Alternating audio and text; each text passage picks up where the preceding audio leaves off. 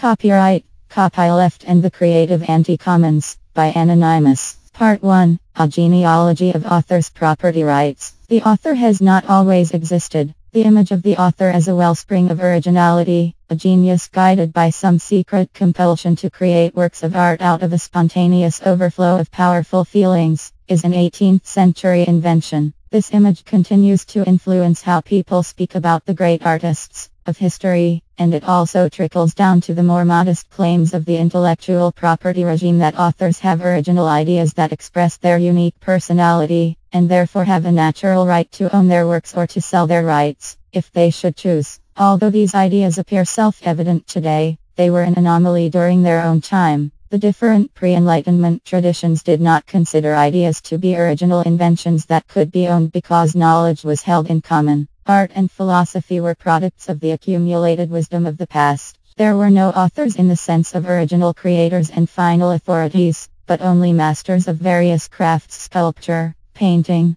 poetry, philosophy, whose task was to appropriate existing knowledge, reorganize it, make it specific to their age, and transmit it further. Artists and sages were messengers, and their ability to make knowledge manifest was considered a gift from the gods. Art was governed by a gift economy. Aristocratic patronage was a gift in return for the symbolic gift of the work. Even the neoclassical worldview that immediately preceded Romanticism viewed art as imitation of nature and the artist as a craftsman who transmitted ideas that belonged to a common culture. The Romantic Revolution marked the birth of proprietary authorship. It abolished the belief that creations of the human intellect were gifts from the gods that could be policed by royal decrees. But while it liberated the productive capacity of individuals from supernatural causes and political control, it located this capacity in the sovereignty of the individual, ignoring the larger social context of production, and it chained the production of knowledge to the idea of private property that dominated philosophical and economic discourse since Locke. Romanticism's redefinition of the artist as an original creator was an effect of a combination of political, economic and technological transformations. Industrial production during the 18th century led to increasing commodification. The enclosure of the commons forced many farmers who had lived off the land to become workers in industrial cities, and the dominance of market relations began to permeate all spheres of life.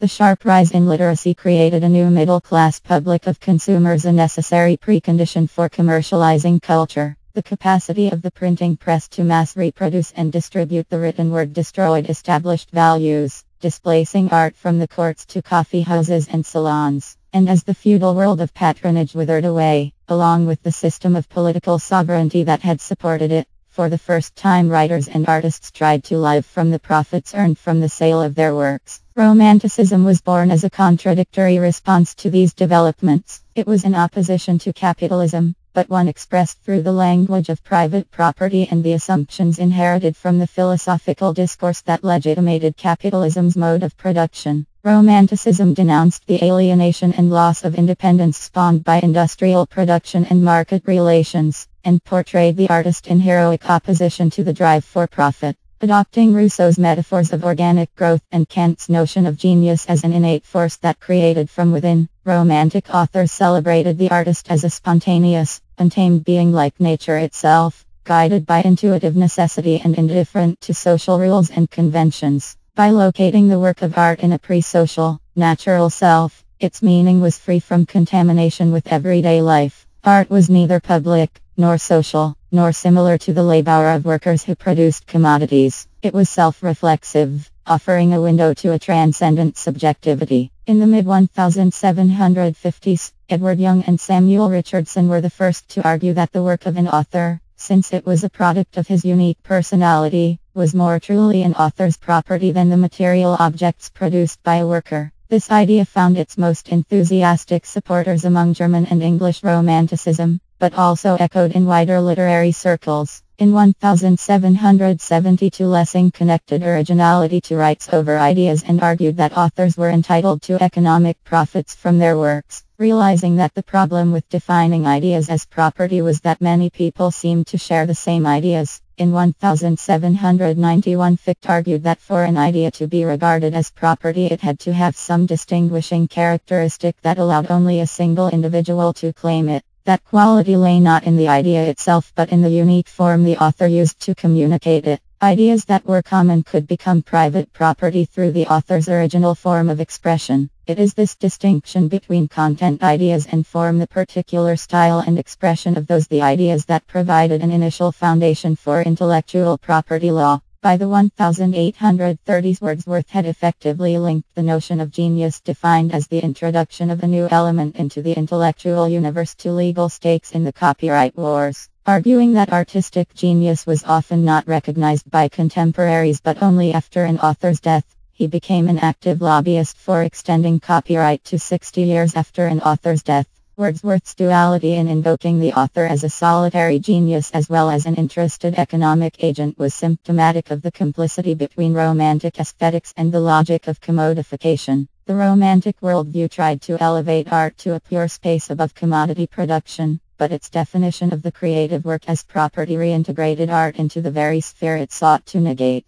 The existence of copyrights predated 18th century notions of the author's right to ownership. From the 16th to the 17th century, royal licenses gave exclusive rights to certain publishers to copy or print particular texts. In 1557, England's Queen Anne granted an exclusive printing monopoly to a London Guild of Printers, the Stationers' Company, because it assured her control over which books were published or banned. The first copyrights were publishers' rights to print copies, which emerged out of the ideological needs of absolutist monarchies to control knowledge and censor dissent. After the Licensing Act expired in 1694, the monopoly of the Stationers' Company was threatened by provincial booksellers, the so-called pirates, from Ireland and Scotland. The Stationers' Company petitioned Parliament for a new bill to extend their copyright monopoly, but this was a different England from 1557. Parliament had executed King Charles I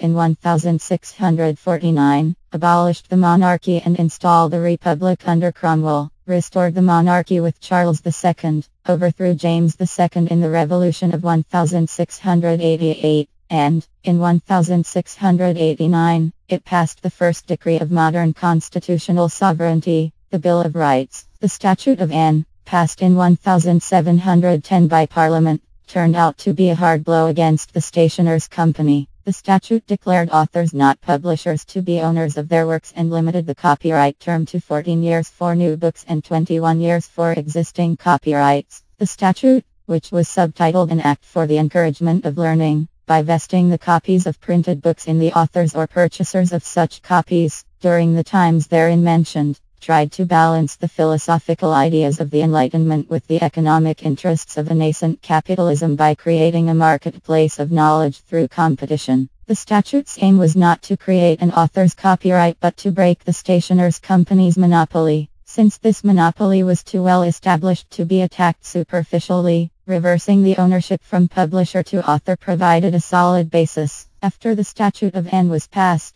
the Stationers' Company ignored its time limitations and a battle over literary property began in the law courts that lasted more than 50 years. In Miller vs. Taylor 1769, a London publisher belonging to the Stationers' Company won a verdict supporting a common law right of perpetual copyright despite the Statute of Anne. This decision was overturned in the landmark case of Donaldson vs. Beckett 1774. The ruling in favor of the Scottish bookseller Donaldson rejected the argument for perpetual copyright and upheld the limits set out in the Statute of Anne. The principal players in what the press hailed as the Great Cause concerning literary property were not authors. Publishers sued each other in the courts, invoking the author's rights as a pretext in their battle for economic power. The notion of the author as an originator with a natural right to own ideas may have been invented by artists and philosophers, but it was publishers who profited from it. Laws are not made by poets but by states, and states exist to enforce economic privilege, adopting whatever philosophical legitimation they find convenient at any given time. The Statute of Anne codified the capitalist form of the author-publisher relationship.